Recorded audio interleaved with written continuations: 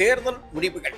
திமுக 10 தொகுதியில் முன்னிலை பெற்று வரும் நிலையில் அதிமுக 3 தொகுதிகளும், தமிழக வெற்றிக் கழகம் 2 தொகுதிகளிலும் வெற்றி பெற்று வருகிறது. இதோ அதற்கான தபால் ஓட்டு எண்ணிக்கையில் திருச்சி கிழக்கு தொகுதிகள் விஜய் பின்னடைவு என்ற செய்திகள் வருகிறது.